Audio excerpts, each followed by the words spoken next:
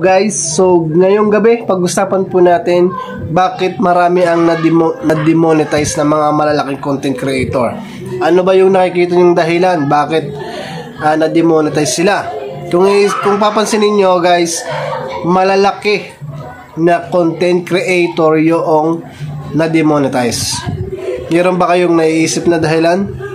Sige nga, mag-comment po kayo dito sa ating video na to at tingnan natin kung ano yung mga posibleng dahilan bakit sila na-demonetize. Kanina, pinasok ko po yung kanilang mga posts at napakaraming comment na nabasa ko.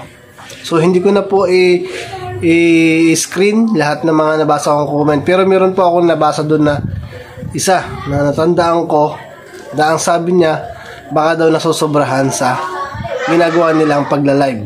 O malaki ang nakukuha sa pagla-live, sa stars, sa promotion na ginagawa nila, no? Yan, marami silang pinopromote araw-araw. So baka yun yung possible na dahilan kung kaya na-demonetize sila. Pero good news naman, meron din akong napanood na 2 video at isang video, isang post. Ito yung isa sa mga content creator din na sikat.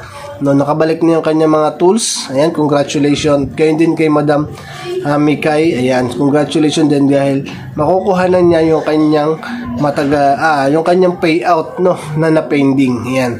So congratulations po doon sa mga nakabalik na. At sana ito ay glitch lang. So kung meron kayong naramdaman na dahilan, so i-post nyo po para maging aware din yung mga maliliit na mga content creator, kami mga bagong mga content creator, para hindi na kami dumating sa ganyan na ma-demonetize yung account. Ayan, sana tulungan nyo po kami mga baguhan pa dito sa mundo ng Reels. Okay guys, maraming salamat. Ayan, supportahan po natin yung mga content creator na ito na demonetize. See you guys. Bye bye.